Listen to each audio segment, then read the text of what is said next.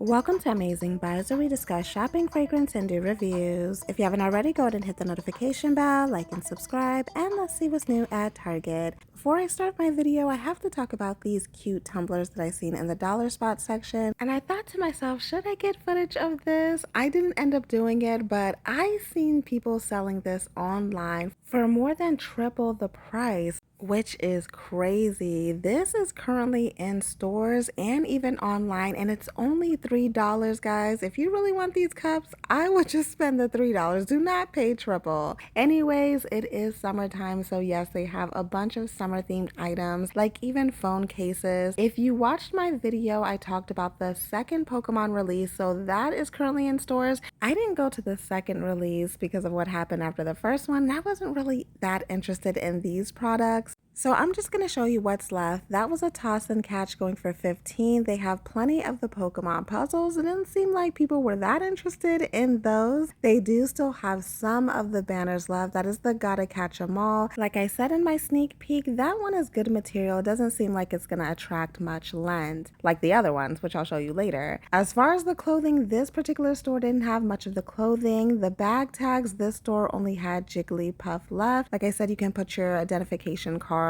or, a name tag in there. These are more puzzles in a different store, and I noticed Charizard's box was significantly bigger. These are supposed to be life-size puzzles, so it makes sense why Charizard is bigger. It says over 5 feet tall. As far as the posters, I guess nobody wanted Jigglypuff. Right above it is the rest of the banners. You got Psyduck and Pikachu, and for the clothing, they had this pink sweater which says Gotta Catch 'em All. This is the one with Mew on the sleeve. I did happen to see some kids' Munchlax shirts in the same store. To the home fragrance, Downy has a new boutique botanicals collection. It has 4 scents. I was not a fan of that Violetta one. The others were okay. If you are a huge fan of florals or the Bridgerton stuff, you will appreciate this collection. The last one was this one, which is more leaning towards a citrus. That was probably my favorite one. Off to the body care. In the travel size section, I spotted some EOS body lotion. They have whipped shea and sugar and sparkling amber.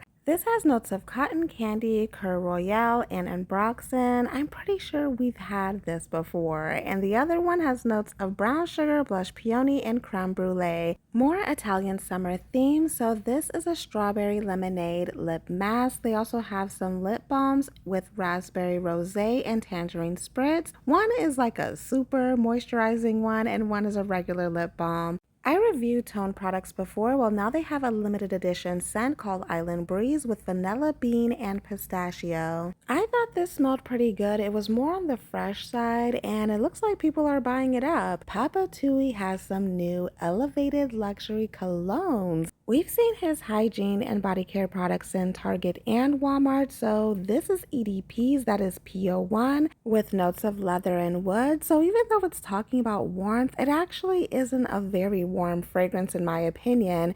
PO1 is actually cooler than PO7. This has notes of amber and cypress. This is a lot warmer and ambery. As a matter of fact, it is the strongest fragrance out of this collection. The amberiness mixed with the cypress was a little bit too much in my opinion. My favorite was P21. This has notes of smoke and bourbon. I would say this is a pretty solid cologne. The bourbon is the dominant note with vanilla undertones, but charred vanilla is pretty accurate because it's like a toasty vanilla and not sweet. So P21 is my favorite, then PO1, and then PO7. For the fellas watching, P21 is a must try. Now let's get to the new Mixbar Summer Treats collection. I've been waiting to review this. Rocket Ice is the first one, and I feel like different companies have different variations of this. The notes say frozen blue raspberry and iced cherry layered with a cool burst of classic ice pop fun. The dominant note in here is the blue raspberry. The cherry is right behind it. Of course, it has that cooling scent, and it smells like the popular Rocket Pop popsicle.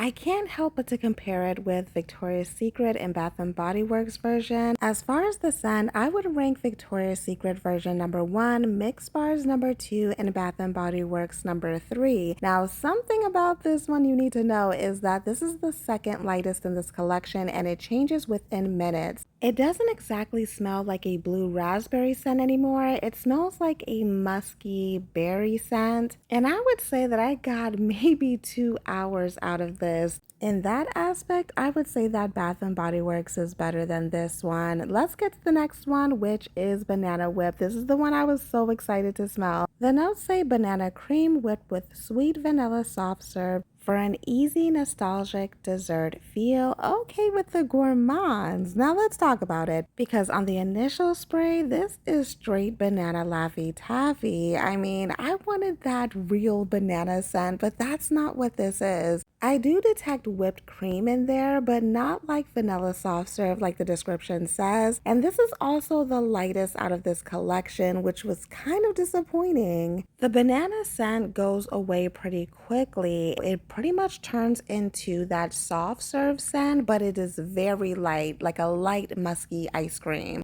Alright, blueberry pie was my second interest. This has notes of warm blueberry jam baked into a buttery pie crust with summery picnic sweetness. This was the sweetest out of the collection, high emphasis on the pie. You can really smell that pie crust, and the blueberry is different from Bath& Body Works blueberry bundt cake. This one is sweet, but it almost has like a fizzy background in there that kind of made it a little weird, but overall I feel like it's a solid blueberry scent. Once it starts drying down, the fizziness goes away and you're just getting that straight blueberry pie. Unlike the other ones, this one doesn't drastically change, but I do prefer Bath & Body Works blueberry bundt cake. For the last one in this collection is watermelon slush. So this was a pleasant surprise. This has notes of juicy watermelon blended with icy slush and a splash of candied sugar for a chilled summer treat. Can you believe that this is the longest lasting out of the whole collection? So this is a mix of sweet watermelon and like a tart lime. Smells like a slushy for sure, but I also pick up that candy scent to it. So I would say that as far as the notes, this is the one that's the most spot on. Like most in this collection, after a couple of minutes, it does change into more of like an icy scent with a slight watermelon scent to it. I got 3 hours out of watermelon slush, and the rest of them was about 2 hours. Like I said, they drastically change after a couple of minutes. I'm curious what you guys are going to think about this collection. I would highly suggest just spritzing it on your skin and walking around for a bit